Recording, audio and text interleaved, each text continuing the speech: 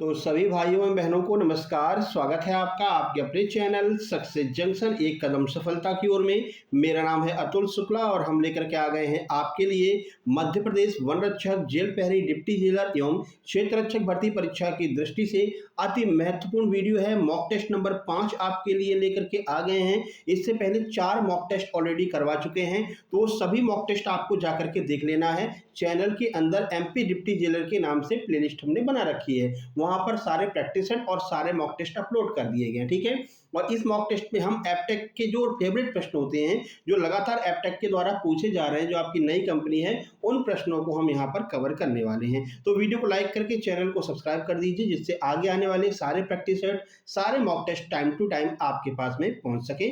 आइए शुरुआत करते हैं। सबसे पहले मैथ से शुरुआत करेंगे। आप लोग कॉपी पेन लेकर के बैठ जाइए। 1 से लेकर के 50 तक आपको नंबरिंग कर लेनी है और 10-10 के सेट बना लेने हैं, ठीक है। उसमें आपको बताते जाना है भाई 10 प्रश्न हमने मैथ के किए, कितने प्रश्न सही निकले, 10 हमने हिंदी के किए, कितने सही निकले, और लास्ट में आपको 50 में से कितने प्रश्न सही निकले हैं वो भी आपको कमेंट बॉक्स में कमेंट करना है, ठीक है मेरे भाई। आइए शुरुआत करते हैं। आइए देखते हैं आज का पहला प्रश्न। और ये आपका अभी एमपी हेड कांस्टेबल का एग्जाम हुआ है 24 मार्च 2026 को। ये नए तरीके के प्रश्न पूछे जाने लगे हैं एपटेक के द्वारा, ठीक है। तो ये आपके आगामी जो एग्जाम है, जो आपका MP deputy jailer forest guard का है, वहां पर ये प्रश्न ट्रेंडिंग में रहने वाले हैं। देखिए, के किस धनात्मक मान के लिए निम्नलिखित रैखिक समीकरणों के युग्म अनंत हल होंगे। यानी कि इनमें से आपको 2 समीकरण दिए जाते हैं, फिर आपसे पूछा जाता है इसका कोई हल नहीं होगा, इसका अनंत हल होगा, तो वो आपको इसमें बताना है। 2 समीकरण आपको दिए हैं और के का मान आपको यहाँ से निकालना होता है। तो इसका नियम आपको ध्यान रखना है कि अगर अनंत हल की बात की जाए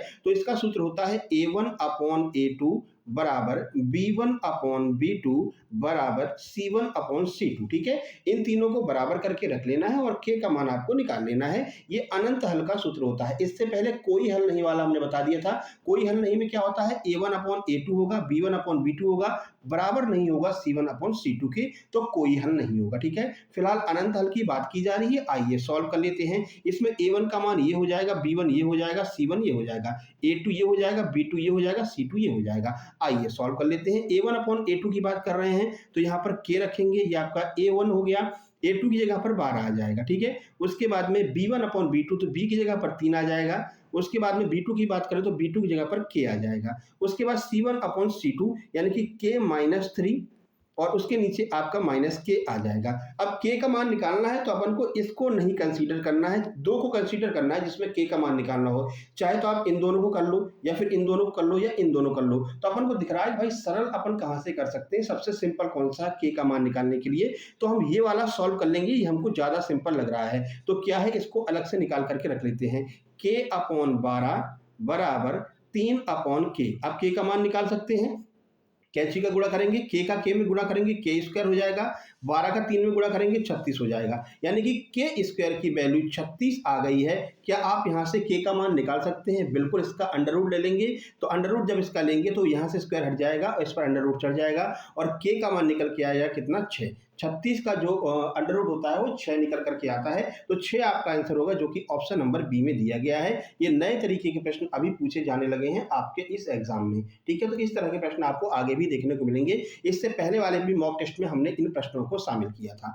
आगे बढ़ते हैं और ये रहा पूरा सॉल्यूशन, यहाँ पर आप देख सकते हैं, ठीक है। ये सॉल्व करके भी हमने आपको बता दिया है। चलिए अगला प्रश्न आपके सामने है। देखिए, 4800 रुपए का 50/3%, इसको ऐसे भी लिख सकते हैं 16 सही 1/2%, ये भी पूछा जा सकता है। ये आपका कितना होगा, आपका 50 के आसपास ही होगा, ठीक है ना। तो आपसे पूछा जा रहा है, देखो 16 सही 2/3, ठीक है, ये पूछा जाएगा। तो ये आपका अगर इसको सॉल्व करेंगे तो 50/3 ही होगा, है ना, 50/3%। तो हमने इसको सॉल्व करके लिख दिया है। आपके क्वेश्चन में 16 सही 2/3 लिख करके आएगा, ठीक है।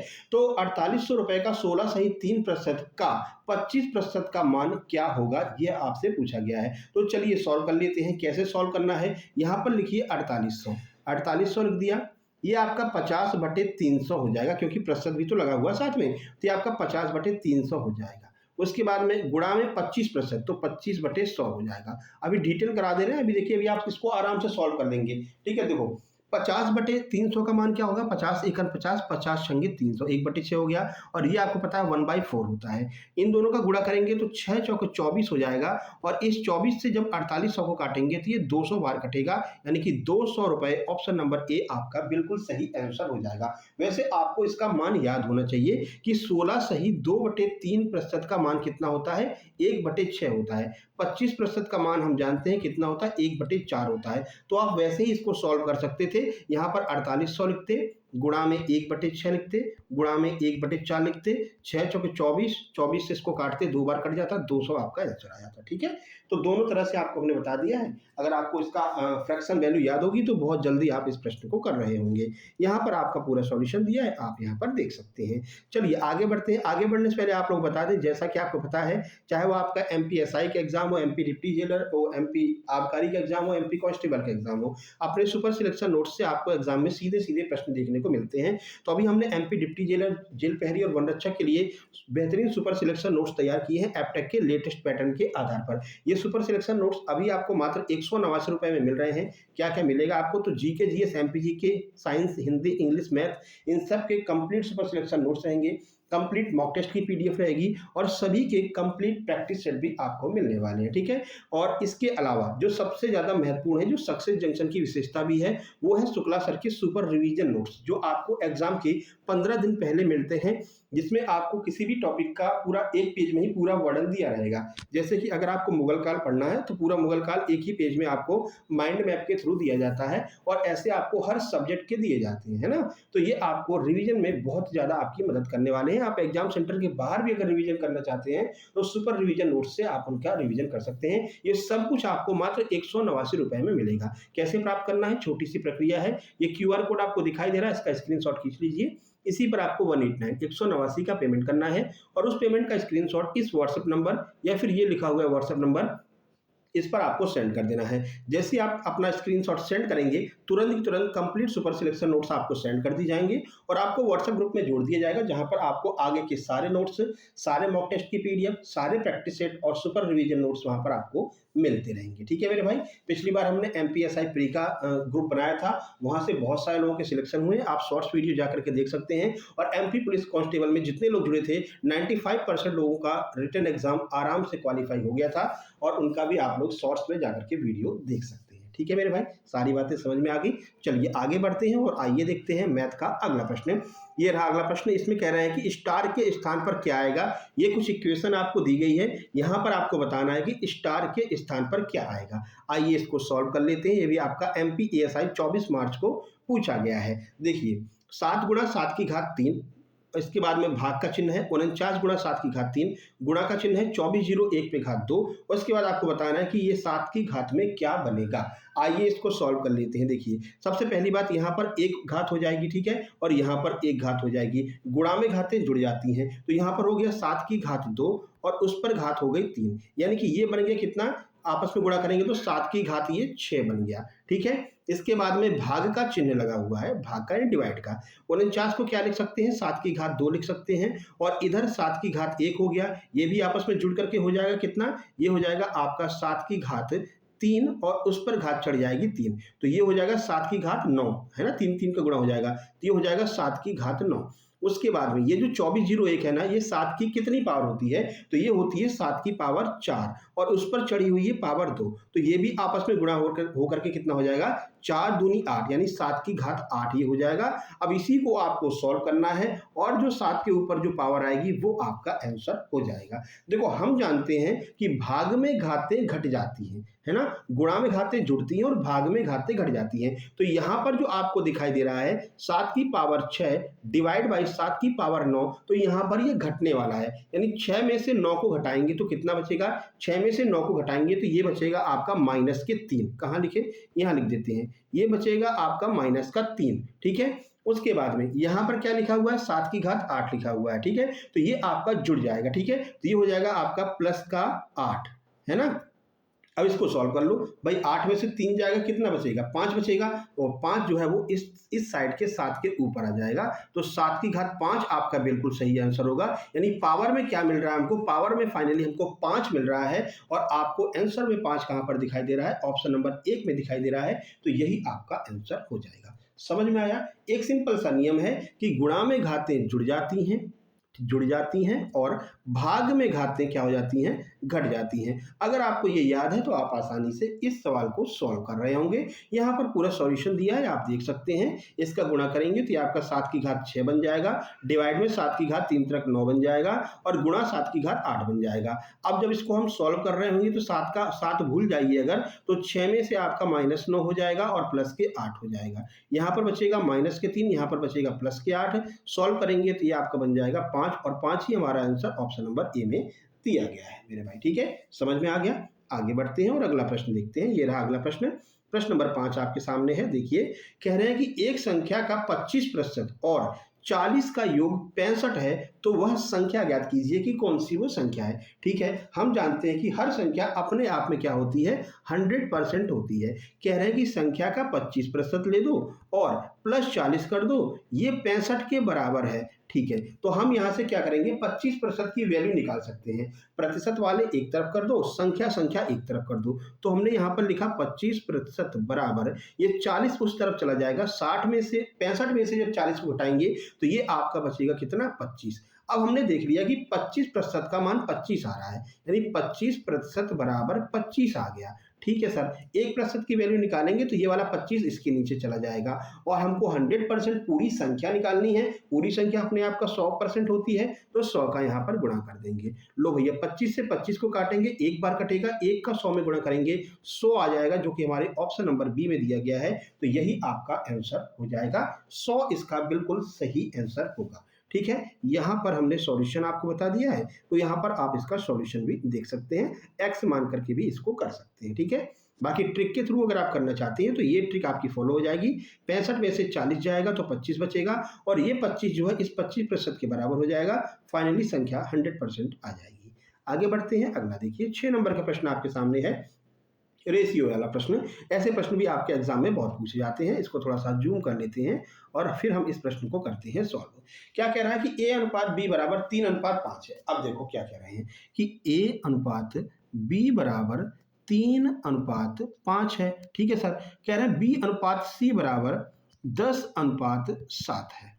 यहाँ पर हमको b का मान दिख रहा है कि b का मान देखो यहाँ पर और यहाँ पर b कॉमन मिल रहा है, लेकिन यहाँ पर और यहाँ पर b कॉमन नहीं हो पा रहा है। यहाँ पर तो b का मान 5 है, यहाँ पर 10 है, इसको बराबर करना पड़ेगा। बराबर कैसे करेंगे, तो भाई कैसे कर सकते हैं, ऊपर अगर हम 2 का गुणा कर देंगे तो ये भी 10 बन जाएगा और ये भी 10 है, तो हमारा b का मान बराबर हो जाएगा, है ना। देखो अगर b यहाँ पर भी है, यहाँ पर भी है, यानी 2 जगह b है, तो b का मान भी दोनों जगह समान होना चाहिए। तो हमने यहाँ पर जब 2 का गुणा किया तो ये आपका कितना बन जाएगा, 2 का गुणा 5 में करेंगे तो ये आपका 10 बन जाएगा।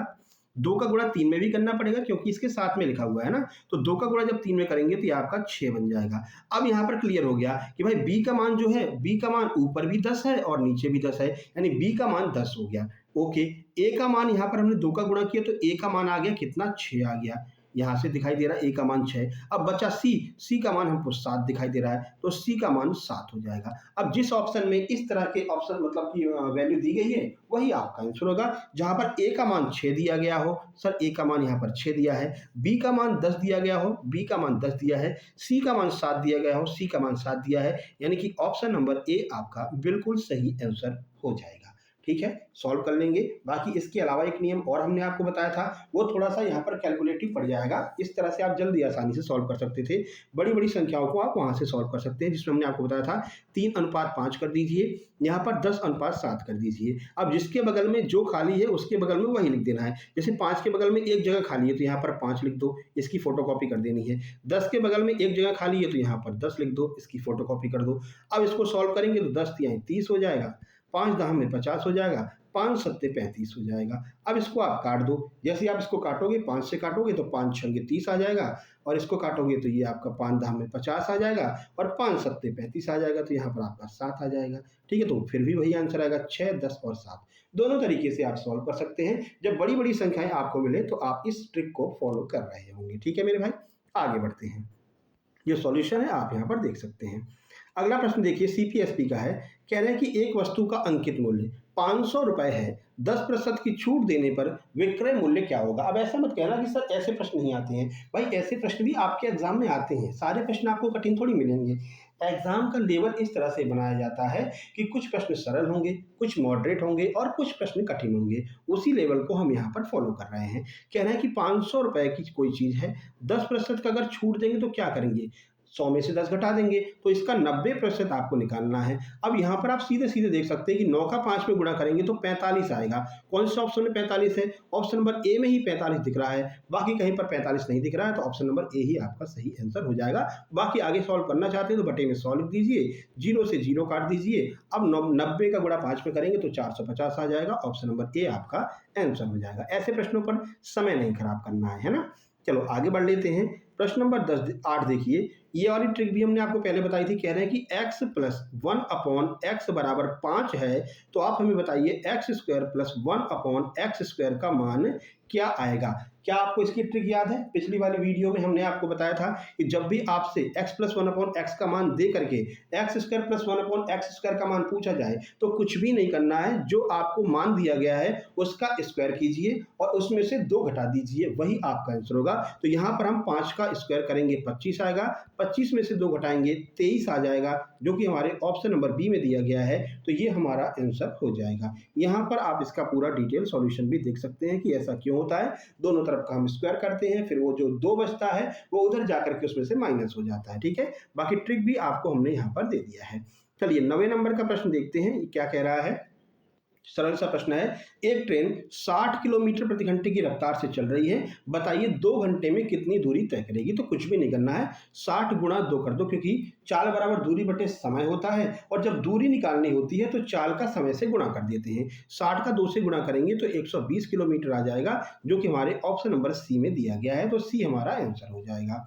यहाँ पर सॉल्यूशन दिया गया है। ठीक है, आगे बढ़ते हैं और प्रश्न नंबर 10 देखते हैं। देखिए प्रश्न नंबर 10 कह रहा है कि एक संख्या का वर्ग 144 है, आपको वो संख्या बतानी है। बहुत सिंपल प्रश्न है, लोगों को याद रहता है कि सर 12 का स्क्वायर 144 होता है, तो 12 इसका आंसर हो जाएगा और जल्दबाजी में आप लोग 12 आंसर लगा करके चले आ जाएंगे, जो कि बिल्कुल गलत है। ध्यान रखना, अगर किसी भी संख्या का आपसे वर्ग पूछा गया है, यानी कि उसका आपको वर्गमूल निकालने को बोला गया है, तो जो भी संख्या इसमें से बाहर आएगी वो हमेशा प्लस माइनस में आएगी। अपने साथ प्लस भी लेकर के आती है और अपने साथ माइनस भी लेकर के आती है, इसलिए इसका आंसर आपका प्लस माइनस 12 होगा। बहुत सारे लोग ऐसी गलती करके आते हैं। ठीक है, अंडर रूट में दिया रहता है भाई 36, इसका मान बताइए, तो लोग तुरंत 6 लगा करके चले जाते हैं, जबकि आप ऑप्शन में देखेंगे तो प्लस माइनस 6 दिया रहता है। तो ध्यान रखना, ऐसा प्रश्न आप बहुत सरल आपको देखने में लग रहा है, लेकिन एग्जाम का प्रेशर उस टाइम पे इतना रहता है। अभी यूपीएसआई का एग्जाम आपने देखा होगा, बहुत सरल एग्जाम आया था, लेकिन फिर भी लोगों के 130 और 128 नंबर लाने में पसीने छूट गए हैं। ऐसा क्यों हुआ है? क्योंकि वो था एग्जाम का प्रेशर। इसको आप यहाँ पर बैठ करके बहुत आसानी से सॉल्व कर लेंगे, लेकिन यही प्रश्न आपसे एग्जाम सेंटर पर जब आप पहुंचेंगे, जब टाइम चल रहा होगा, टिक टिक टिक टिक घड़ी चल रही होगी ना, तब ये सॉल्व करने में आपके पसीने छूट जाते हैं, जल्दबाजी में आप सिली मिस्टेक करके आते हैं। तो ध्यान रखना, प्लस माइनस 12 इसका बिल्कुल सही आंसर होगा। आगे ये प्रश्न आपको देखने को मिलेगा आपके एग्जाम में। ठीक है, तो स्क्वायर रूट लेते समय प्लस माइनस जरूर लगाना रहता है। अगर ऑप्शन में प्लस माइनस नहीं दिया गया है तो आप 12 को मार्क कर सकते हैं। चलिए 11 नंबर का प्रश्न, ये एक एक्स्ट्रा प्रश्न आ गया है, क्योंकि यहाँ पर प्रश्न थोड़े सरल से थे, मतलब मॉडरेट लेवल तक। कुछ प्रश्न सरल थे, कुछ बहुत ज़्यादा मतलब कि कठिन भी थे, सरल भी थे। तो यहाँ पर हमने एक प्रश्न एक्स्ट्रा डाल दिया है। 3x बराबर 27 है, आपको बताना है x की वैल्यू क्या होगी। तो x की वैल्यू निकाल सकते हैं, 3 से इसको काटेंगे 9 आ जाएगी x की वैल्यू। ऑप्शन नंबर डी 9 बिल्कुल सही हो जाएगा। तो मैथ जो है वो हमने मिक्स रखा था, थोड़ा सरल लेवल का था और कठिन प्रश्न कम थे, लेकिन आगे आपको साइंस और जीके में प्रश्न अच्छे देखने को मिलेंगे। आगे बढ़ लेते हैं और अगला उठाते हैं। उससे पहले आप बताइए कि 10 में से कितने प्रश्न आपके सही हुए हैं। जल्दी से कमेंट बॉक्स में कमेंट कर दीजिए और तुरंत लाइक कर दीजिए और शेयर भी कर दीजिए अपने मित्रों के पास में। चाहे मित्र हो या मित्री हो, कोई भी हो, आप शेयर कर सकते हैं। चलिए आगे बढ़ते हैं, साइंस की शुरुआत करते हैं और आइए देखते हैं आज का पहला प्रश्न। फिजिक्स, केमिस्ट्री, बायोलॉजी तीनों आपको यहाँ पर मिलने वाला है। प्रश्न है कि संवेग का एसआई यूनिट क्या होता है, बताइए। संवेग की एसआई इकाई क्या होती है? What is the SI unit of momentum? Momentum की एसआई इकाई क्या होती है? एसआई यूनिट बहुत पूछी जाती है। 4 ऑप्शन आपके सामने हैं, उम्मीद करते हैं आपने आंसर लगा लिया होगा। सही आंसर आपका हो जाएगा किलोग्राम मीटर प्रति सेकेंड, यानी कि ऑप्शन नंबर बी आपका सही हो जाएगा। क्यों होगा, आइए वो देख लेते हैं। देखिए संवेग का सूत्र होता है m इंटू वी।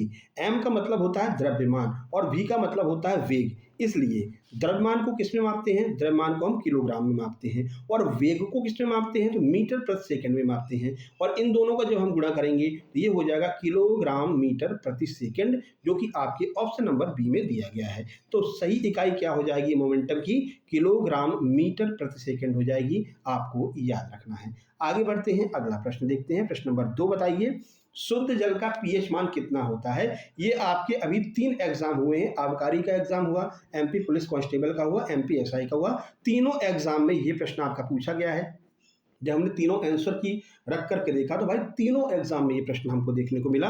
तो बताइए, पीएच वैल्यू पर बहुत प्रश्न आता है। रक्त की पीएच वैल्यू बताइए, मूत्र का पीएच वैल्यू बताइए, जल का पीएच वैल्यू बताइए। तो आज आपसे शुद्ध जल का पीएच मान पूछा है। ये आपका ऑप्शन नंबर बी 7 हो जाएगा। शुद्ध जल का पीएच मान 7 होता है। और ये ध्यान रखना, ये होता है उदासीन।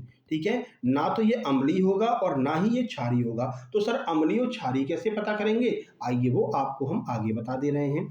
देखिए, पीएच स्केल पर जो मान होता है ना, 0 से 14 तक होता है। ये भी पूछा गया कि पीएच स्केल पर मान कहाँ से कहाँ तक होता है? 0 से 14 तक होता है। अगर कोई मान एकदम 7 दिया गया है तो वो तटस्थ होता है। तटस्थ का मतलब है उदासीन, ना वो खट्टा होगा, ना वो अम्लीय, ना क्षारीय। अगर वो मान 7 से ज़्यादा है तो वो आपका अम्लीय हो जाएगा। अगर 7 से कम है या फिर 7 से जितना भी कम होता जाएगा वो आपका क्षारीय होता जाएगा। ठीक है, समझ गए? आगे बढ़ लेते हैं, अगला प्रश्न देखिए। शुद्ध जल में H और OH बराबर होती है, इसलिए इसका पीएच मान बिल्कुल एग्जैक्ट 7 ही होता है। अगला है, पौधे का कौन सा भाग प्रकाश संश्लेषण क्रिया करता है? बताइए, which of the part the plant is responsible for photosynthesis? कौन सा होगा? जड़ होगा, तना होगा, पत्ती होगा या फूल होगा? तो ये बना दीजिए, एक बढ़िया सा पेड़ बना देते हैं। ठीक है, ये इसकी जड़ें हो गई। कह रहे हैं कि कौन सी ऐसी चीज़ है जो प्रकाश संश्लेषण करती है? कई बार हमने आपको बताया कि ये है अपने सूरज मामा। ठीक है, मुस्कुरा रहे हैं बढ़िया से। ये है पेड़ की पत्तियां। तो सूरज का प्रकाश आता है पेड़ की पत्तियों में, और पेड़ की पत्तियां प्रकाश संश्लेषण के द्वारा अपने भोजन का निर्माण करती हैं। पेड़ की पत्तियां हरे रंग की होती हैं। ऐसा क्यों होता है? जल्दी से कमेंट बॉक्स में बताइए कि पेड़ की पत्तियां हरे रंग की क्यों होती हैं, उसमें क्या पाया जाता है? जल्दी से आप लोग लिख दीजिए, फिर हम आपको बताते हैं। तो पेड़ की पत्तियां हरे रंग की होती हैं क्योंकि इसमें होता है क्लोरोफिल, और वो क्लोरोफिल की मदद से अपने भोजन का निर्माण करती हैं। तो प्रकाश संश्लेषण की क्रिया में सबसे महत्वपूर्ण कौन होता है? पत्ती होती है। लीफ इसका बिल्कुल सही आंसर हो जाएगा। अब आप जब एग्जाम सेंटर में रहेंगे तो इतना प्रेशर रहेगा कि आप जड़ लगाकर चले आएंगे या फिर तना लगाकर चले आएंगे, लेकिन ध्यान रखना, पेड़ की पत्तियां हरे रंग की, हरे रंग यानी कि क्लोरोफिल होगा। क्लोरोफिल होगा तो ही वो प्रकाश संश्लेषण कर पाएंगे। ठीक है, आगे बढ़ते हैं। पत्तियों में क्लोरोफिल होता है जो सूर्य के प्रकाश को अवशोषित करता है, और CO2 और पानी से मिलकर के ग्लूकोज बनता है। इसलिए प्रकाश संश्लेषण का मुख्य स्थान क्या होता है? पत्ती यानी कि लीव्स होती है। आगे बढ़ते हैं, प्रश्न नंबर 4 बताइए, निर्वात में प्रकाश की गति कितनी होती है? ये प्रश्न भी बहुत पूछा गया है एपटेक के द्वारा, फेवरेट प्रश्नों में से आता है। जल्दी से बता दीजिए क्या होगा इसका आंसर। तो सही आंसर आपका ऑप्शन नंबर बी हो जाएगा, 3 × 10⁸ मीटर प्रति सेकेंड। ये निर्वात में प्रकाश की गति होती है। निर्वात का मतलब जानते हैं, जिसमें कुछ भी ना हो, वैक्यूम, यानी कि ना तो इसमें हवा है, ना इसमें धूल के कण है, इसमें कुछ भी नहीं है। तो इस स्थिति में प्रकाश कितनी स्पीड से आगे बढ़ेगा? तो इस स्थिति में, क्योंकि प्रकाश को रोकने वाला कोई नहीं होगा, प्रकाश 3 × 10⁸ मीटर प्रति सेकंड की मतलब गति से चलेगा। लेकिन ध्यान रखना, इस स्थिति में ध्वनि कभी भी गमन नहीं कर पाएगी। निर्वात में ध्वनि कभी भी नहीं चल सकती है। निर्वात में आपको ध्वनि नहीं सुनाई देगी। चंद्रमा पर इसीलिए एक दूसरे की आवाज नहीं सुनाई देती है, क्योंकि वहां पर है वैक्यूम, क्योंकि वहां पर ना कोई वायुमंडल है, ना ही कोई हवा है। ठीक है, तो ये रीजन होता है कि ध्वनि कभी भी निर्वात में गमन नहीं कर पाती है, और प्रकाश निर्वात में उतनी ही तेजी से गमन करता है। ओके, आगे बढ़ लेते हैं। ये रहा सॉल्यूशन, आप देख सकते हैं। देखिए, और ये हाईएस्ट मतलब अधिकतम गति होती है प्रकाश की। अगला प्रश्न है, प्रकाश संश्लेषण में कौन सी गैस का उपयोग किया जाता है? 4 ऑप्शन आपके सामने हैं। Which gas is used in photosynthesis? बताइए कौन सी गैस होगी? ऑक्सीजन, CO2, नाइट्रोजन या फिर हाइड्रोजन?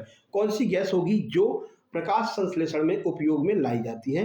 अब देखो 4 ऑप्शन है, कभी भी आप गलती से ऑक्सीजन मत लगा देना मेरे भाई।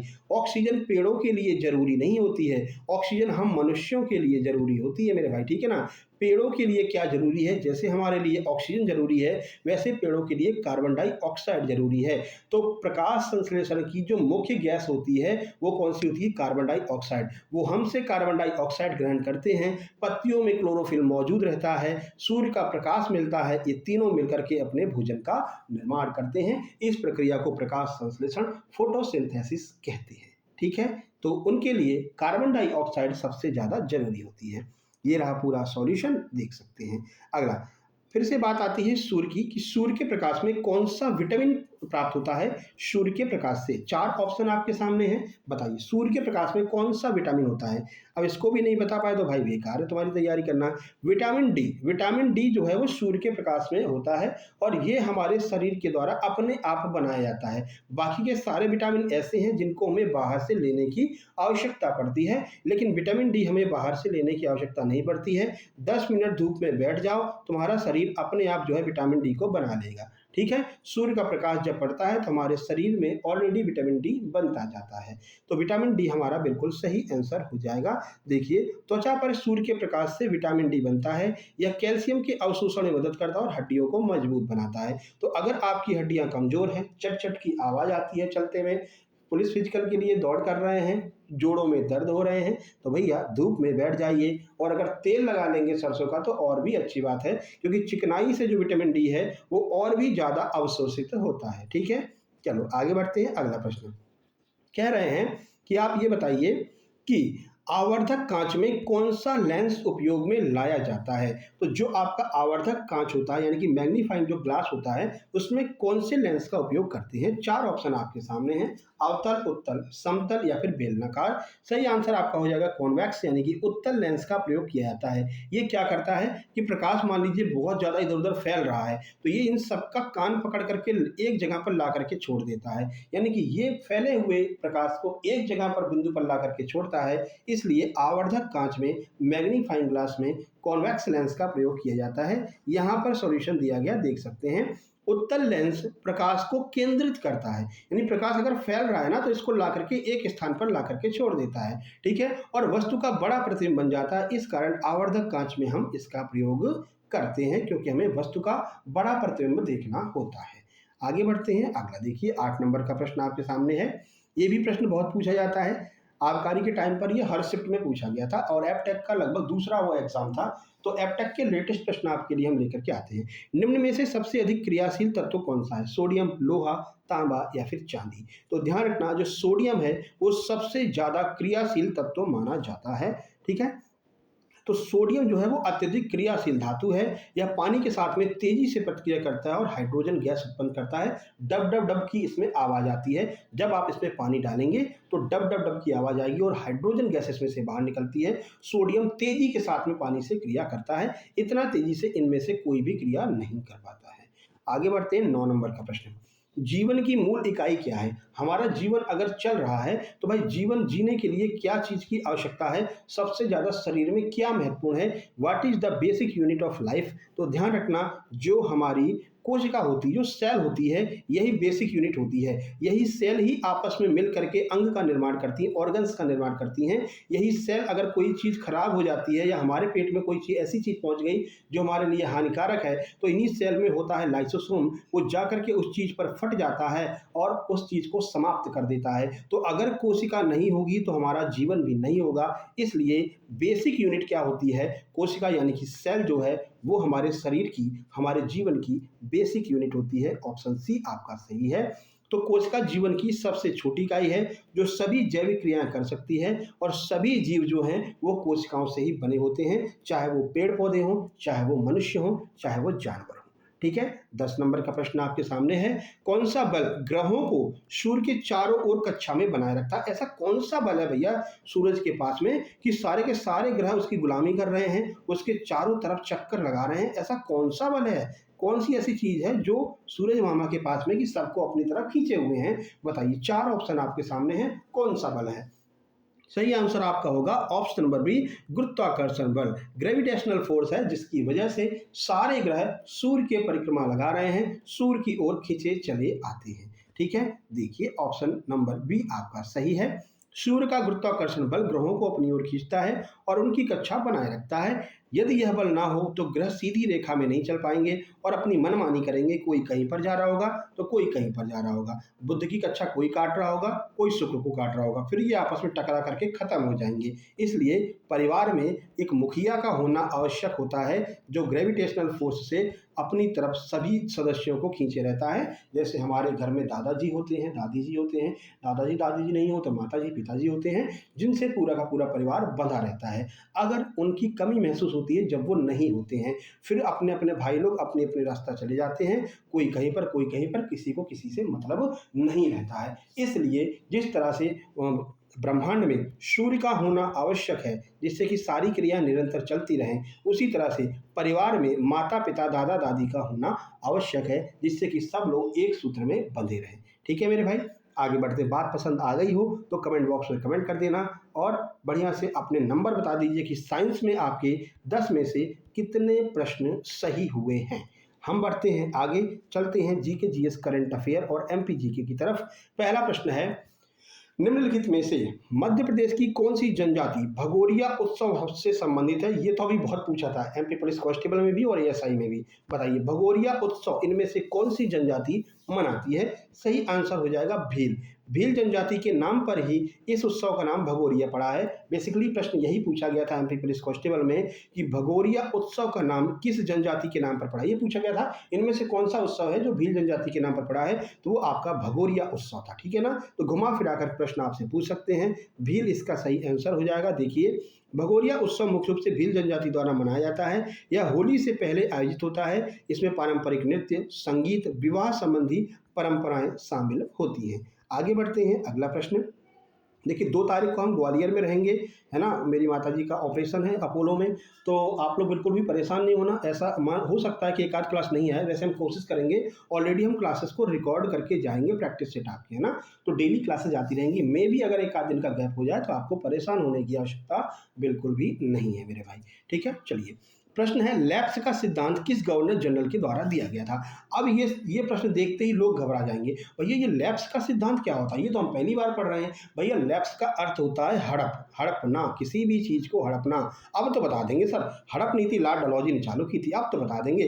पर ये अगर लिख करके आ जाएगा तो वहां पर समस्या हो जाती है, क्योंकि आपके ऊपर एग्जाम का प्रेशर भी रहता है, प्लस अब तो और प्रेशर रहेगा, माइनस मार्किंग वाला प्रेशर भी रहेगा। तो ध्यान रखना, लॉर्ड डलहौजी ने लैप्स का सिद्धांत या फिर हड़प नीति चालू की थी। आपका ऑप्शन बी हो जाएगा सही। लॉर्ड डलहौजी ने लैप्स का सिद्धांत लागू किया, जिसके अनुसार जिन रियासतों का कोई उत्तराधिकारी नहीं होता था उन्हें ब्रिटिश साम्राज्य में मिला लिया जाता था। ठीक है, आगे बढ़ते हैं। 3 नंबर का प्रश्न है, ये बहुत पूछा जाता है, कपास की खेती के लिए कौन सी मिट्टी सबसे ज्यादा उपयुक्त होती है? जलोढ़, काली, लैटेराइट, लाल मिट्टी। अभी तो आप तुरंत बता देंगे सर काली मिट्टी होती है, लेकिन अगर इसकी जगह पर रेगुड़ मिट्टी दी जाती तो आप कंफ्यूज हो सकते थे। तो काली मिट्टी को ही रेगुड़ मिट्टी या फिर रेगुड़ मृदा कहा जाता है। ऑप्शन बी आपका सही आंसर हो जाएगा। यहाँ पर आप देख सकते हैं अपना मालवा वाला जो एरिया है, इंदौर उज्जैन वाला, ये पूरा का पूरा काली मिट्टी से बना हुआ है। यहाँ पर मूंगफली की खेती, कपास की खेती बहुत अच्छी होती है। तो काली मिट्टी से रेगुड़ मिट्टी कहते हैं, कपास की खेती के लिए सबसे उपयुक्त है क्योंकि इसमें नमी बनाए रखने की क्षमता होती है और ये पानी पड़ने के बाद में चटक जाती है। चटकने से क्या होता है, जो पानी होता है वो इसके अंदर घुस जाता है और काफ़ी समय तक ये नमी को बनाए रखती है। और जो भी आपकी मूंगफली कपास की फसल होती है उससे नमी की आवश्यकता होती है, लेकिन थोड़ी थोड़ी नमी की आवश्यकता होती है। ऐसे नहीं धान की तरह पूरा का पूरा पानी भर दो तो वो सड़ जाएगी, तो थोड़ी थोड़ी नमी की आवश्यकता होती है। इसलिए काली मिट्टी थोड़ी थोड़ी नमी उसको देती रहती है। काली मिट्टी इसलिए महत्वपूर्ण है कपास और मूंगफली की खेती के लिए। नंबर 4 आर्टिकल से पूछा गया है, यानी कि आपके पॉलिटी से। संविधान का कौन सा अनुच्छेद आपातकाल से संबंधित है? बताइए। आर्टिकल 32 है, 352, 370, 356। तो अगर हम आपातकाल की बात करते हैं तो राष्ट्रीय आपातकाल की अगर हम बात करेंगे तो ये आपका 352 हो जाएगा। ठीक है, 352 आर्टिकल आपका बिल्कुल सही होगा। देखिए अनुच्छेद 352 जो है ना वो राष्ट्रीय आपातकाल से संबंधित है। इसके अंतर्गत युद्ध, बाहरी आक्रमण या सशस्त्र विद्रोह की स्थिति में आपातकाल घोषित किया जाता है। तो 352 हमको आपातकाल के बारे में बताता है। वहीं अगर हम बात करते हैं 356 की तो ये राष्ट्रपति शासन की बात करता है, ये राज्यों में लगता है और आपातकाल पूरे देश में लगता है। क्या आप कमेंट बॉक्स में कमेंट करके बता सकते हैं कि आपातकाल के दौरान कौन से ऐसे मौलिक अधिकार हैं जो समाप्त नहीं होते हैं? अब देखते हैं, ये बताओ कौन बताता है। ये अगर आपने बता दिया तो मानेंगे कि हाँ आपकी तैयारी अच्छी चल रही है। तो कौन से ऐसे मौलिक अधिकार हैं जो आपातकाल के समय भी समाप्त नहीं होते हैं, जल्दी से बता दीजिए। हम बढ़ते हैं आगे प्रश्न नंबर 5 की ओर।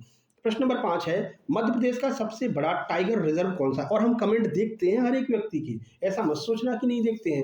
हर व्यक्ति के कमेंट देखते हैं, हर व्यक्ति कमेंट को लाइक करते हैं और हमें अच्छा लगता है तो रिप्लाई भी करते हैं ना। तो कमेंट आपको जरूर करना है जो हमने प्रश्न आपसे पूछा है।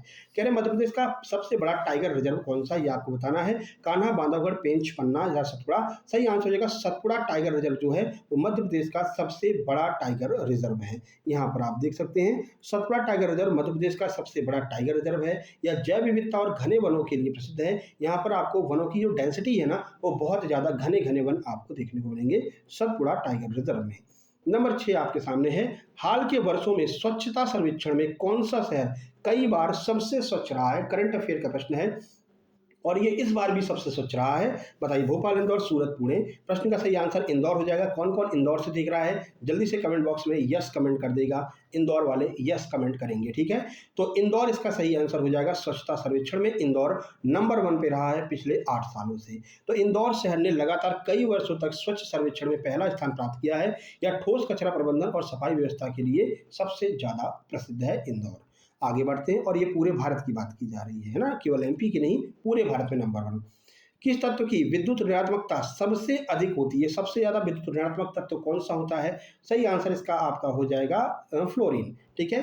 समूह 17 का पहला तत्व फ्लोरीन जो है वो सबसे ज्यादा विद्युत ऋणात्मक तत्व होता है। समूह 17 को हैलोजन वर्ग के नाम से जानते हैं, यह भी आपको ध्यान रखना है। इसी को हम हैलोजन वर्ग भी कहते हैं।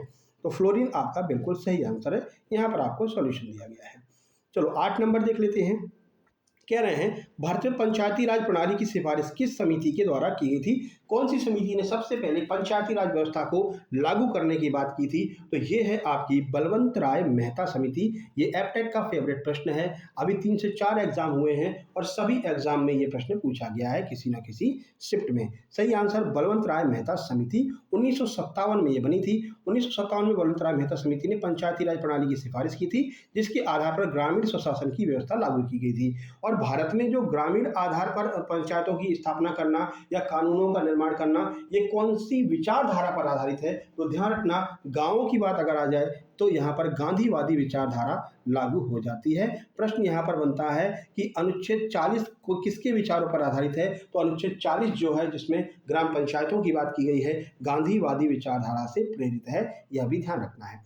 9 नंबर का प्रश्न आपके सामने, मध्य प्रदेश का कौन सा अभ्यारण्य घड़ियाल संरक्षण के लिए प्रसिद्ध है? बताइए कौन सा है? राष्ट्रीय चंबल अभ्यारण्य, नौरादेही, ये तो सबसे बड़ा अभ्यारण्य हो जाएगा नौरादेही, बताइए आपको, गांधी सागर या फिर केन अभ्यारण्य? प्रश्न का सही आंसर हो जाएगा राष्ट्रीय चंबल अभ्यारण्य जो है वो घड़ियाल के लिए फेमस है। तो नेशनल चंबल सेंचुरी यहाँ पर देख सकते हैं, राष्ट्रीय चंबल घड़ियाल अभ्यारण्य घड़ियाल के संरक्षण के लिए प्रसिद्ध है। यह मध्य प्रदेश, राजस्थान और उत्तर प्रदेश में फैला हुआ है। तीनों जगह पर आपको देखने को मिल जाएगा, बॉर्डर पर ही बना हुआ है। अगला है ग्लोबल हंगर इंडेक्स किस संगठन के द्वारा जारी किया जाता है? ये बताओ कौन सा संगठन जारी करता है ग्लोबल हंगर इंडेक्स? सही आंसर हो जाएगा Concern Worldwide and Welthungerhilfe, इन दोनों के द्वारा ग्लोबल हंगर इंडेक्स पेश की जाती है, ठीक है। ऑप्शन सी आपका सही आंसर हो जाएगा। तो आयरलैंड का एक मतलब कि कह सकते हैं कि संगठन है जो है कंसर्न वर्ल्ड लाइफ, और वेल्थ हंगर लाइफ ये जर्मनी का है। इन दोनों के द्वारा संयुक्त रूप से हंगर इंडेक्स जारी की जाती है। इंडेक्स के ऊपर अलग से हम वीडियो बनाने वाले हैं करंट अफेयर में, कल या परसों में वो वीडियो आपकी आ जाएगी, जो हम करंट सीरीज चालू कर रखी है ना। तो करंट सीरीज में हम इंडिया और भारत और आपका जो है एमपी दोनों की करंट अफेयर एक साथ में कवर करते हैं। चलो अब हम चलते हैं इंग्लिश की ओर। उससे पहले आप लोग बताएंगे कि आपके जीके में कितने नंबर आए हैं 10 में से। चलिए इंग्लिश का पहला प्रश्न देख लीजिए। कह रहे हैं चूज द करेक्ट सेंटेंस, इनमें से सही सेंटेंस आपको बताना है कौन सा बिल्कुल सही लिखा हुआ है। अभी कल हमने टेंस की एक वीडियो बनाई है मैराथन, एक ही वीडियो में पूरा का पूरा टेंस हमने खत्म कर दिया है। सारे रूल्स रेगुलेशन, सारे नियम, सब कुछ जो बनता है, जितना भी बन सकता है टेंस में, वो हमने कल वाली वीडियो में खत्म कर दिया है। अलग से हमने इंग्लिश की मैराथन क्लास चालू की है, पहली क्लास टेंस की हमने करवा दी है। अब देखते हैं आप लोग कितना सपोर्ट करते हैं। अभी तक उस पर मात्र 250 व्यूज आए हैं। जब तक 1000 व्यूज नहीं हो जाएंगे अगला टॉपिक नहीं आएगा मेरे भाई, ठीक है। ये आपके ऊपर डिपेंड करता है कि आप कितना सपोर्ट कर रहे हैं। तो जो लोग ये वीडियो देख रहे हैं वो लोग तुरंत जाकर के टेंस की वीडियो देखेंगे टेस्ट देने के बाद में, ठीक है। क्योंकि टेंस ही आपके इंग्लिश का आधार है। टेंस अगर आपने अच्छे से कर लिया, आप मान लीजिए कि 70% आपने इंग्लिश सीख ली है, अब वोकैब वगैरह रह गई है, वो हम आपको याद कराते रहेंगे। चलिए, प्रश्न है, 4 ऑप्शन आपके सामने, बताओ कौन सा इसमें से करेक्ट लिखा हुआ है। तो सी के साथ में क्या लगता है सर? सी के साथ में तो डज लगेगा, डू तो लगेगा ही नहीं। DOES, डज का प्रयोग किया जाएगा क्योंकि ये एक वचन है, तो डू वाला कट जाएगा। ठीक है, अब यहाँ पर डज देख सकते हैं, डजंट बिल्कुल सही हो जाएगा। सी डजंट लाइक कॉफी, उसे कॉफी बिल्कुल, मतलब कि उसको कॉफी बिल्कुल भी पसंद नहीं है। ठीक है, सी नॉट लाइक कॉफी, तो भाई साइक्रिया कहाँ गई, गायब हो गई क्या? सी डजंट लाइक कॉफी, ये भी आपकी गलत हो जाएगी क्योंकि इसमें एस और ईएस लगा हुआ है। जब डू डज लग गया तो एस ईएस की कोई बात ही नहीं होती है, क्योंकि एस और ईएस का प्रयोग कहाँ पर किया जाता है? कल हमने आपको बताया था एस और ईएस का प्रयोग अफर्मेटिव में किया जाता है, लेकिन यहाँ पर नॉट लगा हुआ है, तो नॉट अगर लगा दिया तो एस ईएस का काम खत्म, पहला खत्म, ये भी खत्म, साइक्रिया नहीं है, ऑप्शन बी आपका सही हो जाएगा। यहाँ पर आपको इसका सॉल्यूशन दिया गया है। सब्जेक्ट सी जो है वो थर्ड पर्सन है और सिंगुलर है, इसलिए यहाँ पर डज नॉट का प्रयोग किया जाएगा, जिसे शॉर्ट में डजंट लिखते हैं। चलो अगला देखिए, अगला क्या है? अगला कह रहे हैं choose the correct synonym. Synonym आपको बताना है, एंटोनिम सिनोनिम एक एक पूछे जाते हैं आपके एग्जाम में। आपको बताना है कि अबंडेंट का जो सिनोनिम होगा वो क्या होगा। तो सबसे पहले आपको ये पता होना चाहिए कि अबंडेंट मतलब होता क्या है। अबंडेंट का मतलब होता है कि कोई भी चीज आपके पास में पर्याप्त मात्रा में है, यानी बहुत अधिक है। तो इसका सिनोनिम बताइए, स्केर्स क्या होगा? स्केर्स तो बहुत कम होता है, प्लेंटी। प्लेंटी सही हो जाएगा। प्लेंटी का अर्थ होता है कोई भी चीज अधिक मात्रा में होना, ऑप्शन बी आपका सही हो जाएगा। अबंडेंट का अर्थ होता है बहुत अधिक मात्रा में होना, इसलिए प्लेंटी का अर्थ भी होता है बहुत अधिक मात्रा में, तो प्लेंटी आपका सही होगा। स्केर्स का अर्थ होता है कम होना, रेयर का अर्थ होता है बहुत कम मिलना, तो आपका आंसर होगा प्लेंटी, जिसका अर्थ होता है बहुत अधिक मात्रा। ठीक है, अगला, ये रहा अगला प्रश्न। कह रहे हैं fill in the blank. Fill in the blank को भरना है आपको। He has been working here dash 2010। कल हमने आपको बताया था, जहां पर भी आपको एग्जैक्ट पॉइंट ऑफ टाइम दिया गया हो कि 2010 से 2012 से, या घड़ी का कोई टाइम दिया गया हो 4:05 10 बजे से, तो ये एक पॉइंट ऑफ टाइम होता है और इसके साथ में हमेशा हम सिंस का प्रयोग करते हैं। तो he has been working here since 2010, वो यहाँ पर 2010 से कार्य कर रहा है। ठीक है, तो ऑप्शन नंबर ए आपका सही होगा। कल वाली वीडियो जिन लोगों ने देखी होगी वो तुरंत इसका आंसर लगा रहे होंगे। फिर भी यहाँ पर रिवीजन आपका करवा देते हैं। सिंस का उपयोग स्पेसिफिक टाइम यानी कि पॉइंट ऑफ टाइम के लिए, जैसे 2010 दिया हो, मंडे दिया गया हो, मॉर्निंग दिया गया हो, इसके लिए करते हैं। वहीं फॉर का प्रयोग ड्यूरेशन के लिए किया जाता है, समय अवधि के लिए किया जाता है। 5 साल हो गया, 2 साल हो गया, इसके लिए हम फॉर का प्रयोग करते हैं। 2010 जो है वो एक स्पेसिफिक टाइम है, इसलिए यहाँ पर हम सिंस का प्रयोग करेंगे। प्रश्न नंबर 4 आपके सामने है, देखिए। Choose the correct antonym of optimistic. Optimistic का एंटोनिम आपको बताना है, यानी कि इसका उल्टा बताना है। 4 ऑप्शन आपके सामने हैं, बताइए क्या होगा। तो आइए देख लेते हैं इसका आंसर। सही आंसर ऑप्शन नंबर सी हो जाएगा। इसका अर्थ होता है पैसिमिस्टिक। देखो, ऑप्टिमिस्टिक का अर्थ क्या होता है? आशावादी। कोई भी चीज आप उम्मीद लगाए हुए, इस बार हमारा सिलेक्शन हो जाएगा, इस बार बहुत अच्छा रिजल्ट आएगा, तो इसको हम कहते हैं ऑप्टिमिस्ट, यानी कि वो आशावादी व्यक्ति है। अब इसी का उल्टा होगा निराशावादी, यानी कि जो कोई उम्मीद ना रखे, भरोसा ही ना हो जिसे अपने निर्णयों पर, तो वो हो जाएगा क्या? पैसिमिस्टिक। ऑप्शन नंबर सी आपका सही आंसर हो जाएगा। तो इसका होगा, और इसका अपोजिट होगा क्या? निराशावादी। और पैसिमिस्टिक का अर्थ होता है निराशावादी। तो एक सिनोनिम, एक एंटोनिम आपके एग्जाम में भी मिलेगा। नंबर 5 देख लीजिए। नंबर 5 प्रश्न क्या करा? Choose the correct indirect speech. आपको इनडायरेक्ट स्पीच बताना है कि इसकी इनडायरेक्ट स्पीच क्या होगी। सवाल दिया हुआ है, he said I am tired. उसने कहा कि मैं बहुत ज्यादा थक चुका हूं।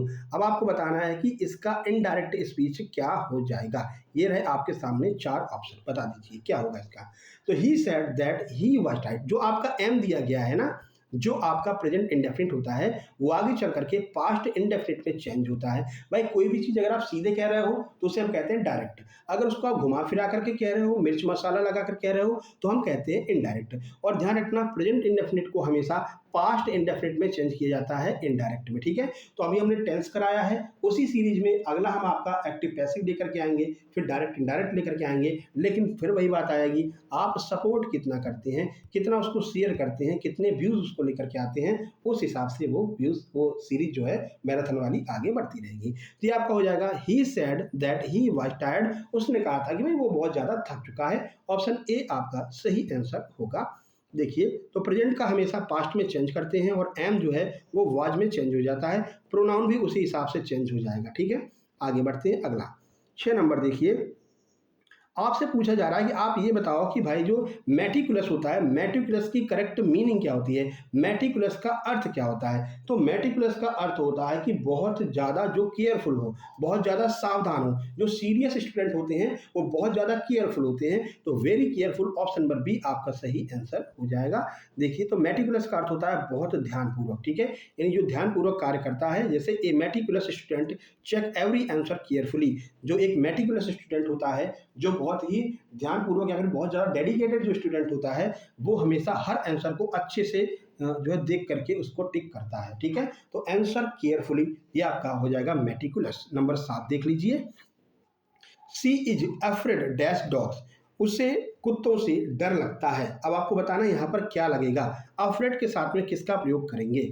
आइए देख लेते हैं आंसर। तो अफ्रेड के साथ में हमेशा हम प्रयोग करते हैं किसका, ऑफ का, ठीक है। तो अफ्रेड हो गया, फॉन्ड हो गया, इन सब के साथ में ऑफ का प्रयोग करते हैं। तो यहाँ पर हो जाएगा she is afraid of dogs. Afraid का अर्थ होता है डरना। और भी कुछ होते हैं, उनको भी देख लेते हैं। अफ्रेड के साथ में हमेशा ऑफ का प्रयोग करते हैं, कभी भी फ्रॉम, विथ और एट का प्रयोग नहीं करते हैं। फॉन्ड के साथ में ऑफ लगाते हैं, अफ्रेड के साथ ऑफ लगाते हैं, प्राउड के साथ में ऑफ लगाते हैं। कहते नहीं I am proud of you. जैसे कि अभी सिलेक्शन बहुत सारे लड़कों के हुए हैं, एमपीएसआई प्री निकाला है, एमपी कांस्टेबल निकाला है, उन लोगों ने मैसेज किया, तो हमने उनको क्या किया था, आई प्राउड ऑफ यू, यानी हमें तुम पर गर्व है, फाइनल सिलेक्शन लेकर के जरूर मैसेज करना। तो इस तरह से आप भी मैसेज कर रहे होंगे। अगर आप अच्छे से तैयारी करेंगे, ग्रुप में शामिल हो जाएंगे, जो जो ग्रुप में एक्टिविटी हो रही है, टेस्ट ले रहे हैं तो टेस्ट आपको देना है, ग्रुप में क्विज करा रहे हैं तो क्विज को अटेंड करना है, आंसर देना है, वीडियो डेली देखना है, तो आप जरूर सक्सेस होंगे और अच्छे नंबर लेकर के आएंगे। लगातार बने रहिएगा।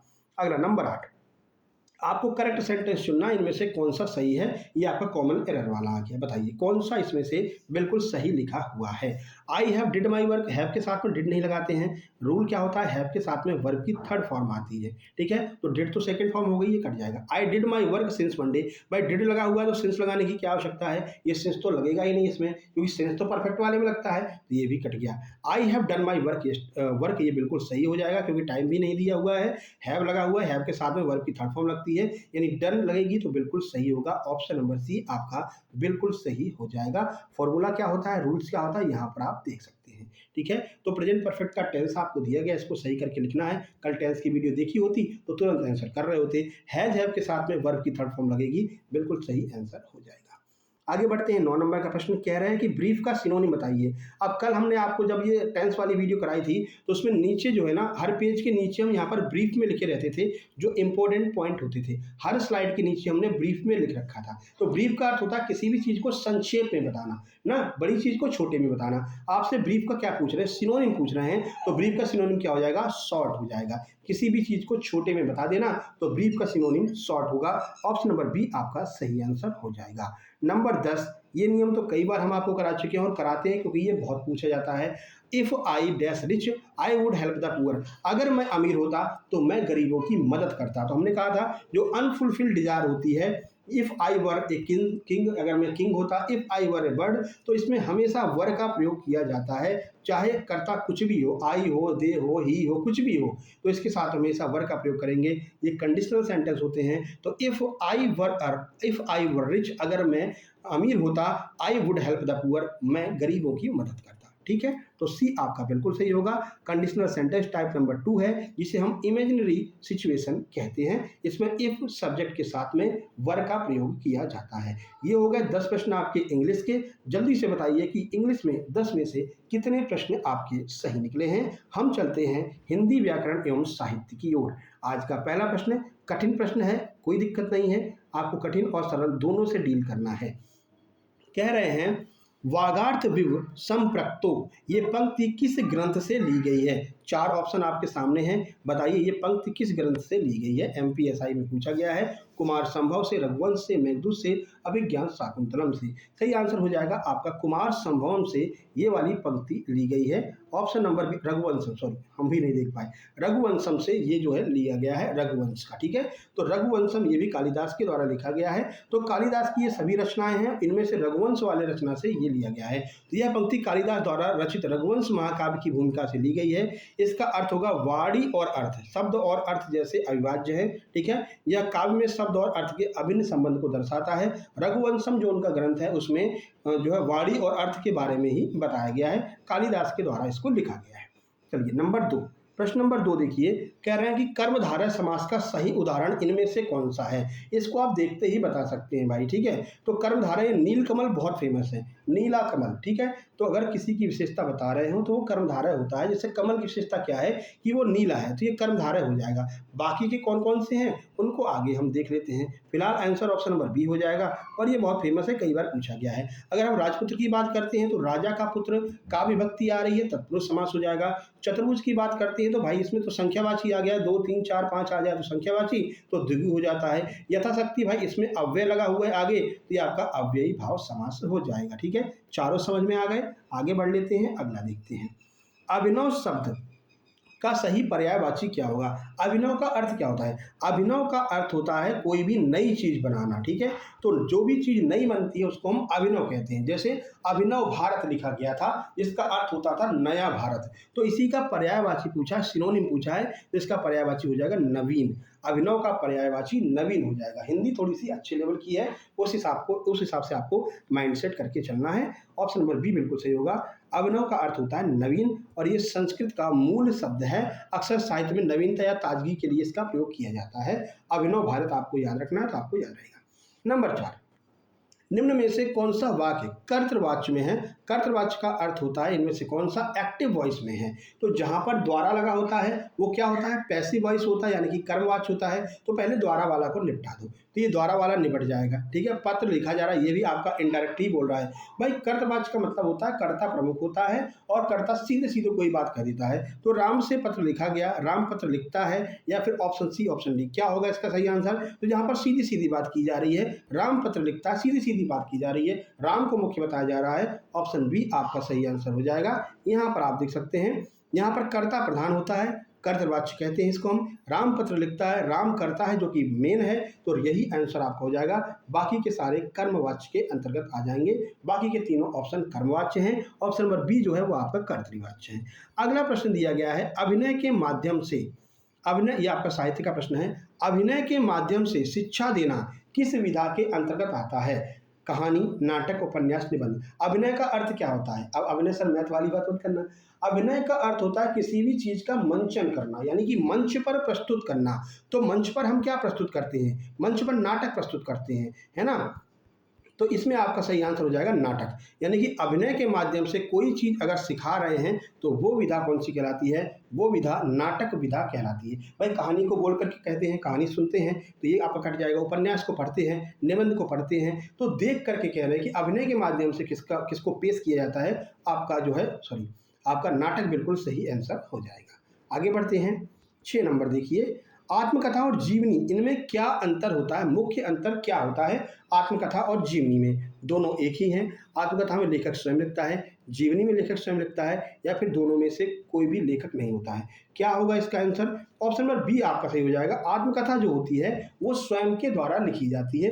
आत्म की कथा यानी स्वयं के द्वारा लिखी गई कथा आत्मकथा कहलाती है, और यही अंतर होता है आत्मकथा और जीवनी में। जीवनी कोई और लिखता है किसी व्यक्ति की, जैसे अगर महात्मा गांधी की कोई जीवनी लिखता है तो उसको मतलब महात्मा गांधी के जीवन के बारे में कोई लिखता है उसको हम जीवनी कहते हैं। लेकिन महात्मा गांधी जो अपने खुद की बातें लिख रहे हैं, अपने खुद की चीज़ें लिख रहे हैं, अपने लिए लिख रहे हैं, उसको हम आत्मकथा कहते हैं।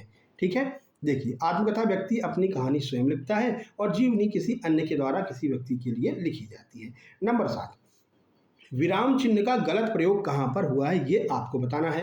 राम कोमा सीता और लक्ष्मण गए, बिल्कुल सही लिखा हुआ है। क्या तुम आओगे, प्रश्नवाचक चिन्ह लगा है, बिल्कुल सही है। वाह कितना सुंदर है, बिल्कुल सही है। ये आपका वो है एक्सक्लेमेटरी है, ठीक है ना। यहाँ पर इस चिन्ह का प्रयोग किया जाता है। विस्मयादि बोधक इसको कहते हैं, बिल्कुल सही लिखा है। उसने कहा मैं आऊँगा, ये गलत लिखा हुआ है। देखने में आपको सही लग रहा है, लेकिन उसने कहा फिर कॉमा लगेगा, और कोई चीज़ अगर कही जाती है तो उसको हम डबल इन्वर्टेड कॉमा में लिखते हैं। उसने कहा मैं आऊँगा, तो ऑप्शन नंबर डी आपका बिल्कुल सही आंसर हो जाएगा।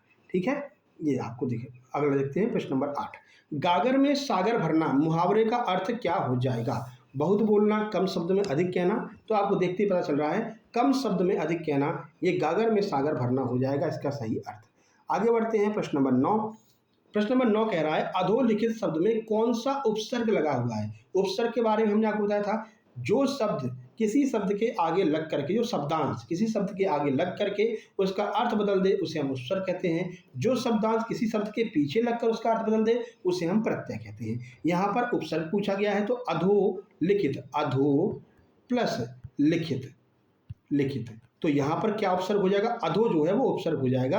अधो का अर्थ होता है नीचे, अधोलिखित का अर्थ होता है नीचे लिखा हुआ। ठीक है, तो ये आपका अधो बिल्कुल सही आंसर हो जाएगा। आगे बढ़ते हैं, देखिए 10 नंबर का प्रश्न है, कह रहा है कि रस सिद्धांत के अनुसार करुण रस का स्थायी भाव क्या है? बताइए, करुण का स्थायी भाव क्या है? क्रोध है, शोक है, हास है या फिर रति है? सही आंसर हो जाएगा शोक। शोक जो है वो करुण रस का स्थायी भाव होता है। एक ना एक स्थायी भाव भी आपसे पूछा जा सकता है। ठीक है, चलिए अब इस तरह से आपके ये पूरे के पूरे 50 प्रश्न समाप्त होते हैं। अब आप बताइए 50 में से कितने प्रश्न आपके सही हुए हैं? और यहाँ पर हम आपको बता देते हैं उन लोगों का स्क्रीनशॉट जिन्होंने एमपी पुलिस एग्जाम में हमारे सुपर नोट्स लेकर के बेहतरीन प्रदर्शन किया। यहाँ पर आप देख सकते हैं सुपर नोट्स इन्होंने लिए हैं, 85 नंबर इनके आए थे, क्वालिफाई कर चुके हैं।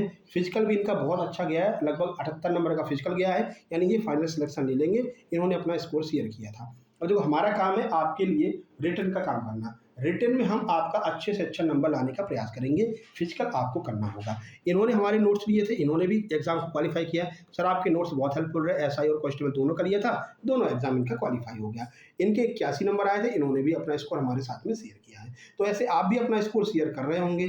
बस आप लोग हम जैसा बोलते जा रहे हैं आपसे, जो आपको गाइडेंस देते जा रहे हैं उस अकॉर्डिंग काम करते जाइए।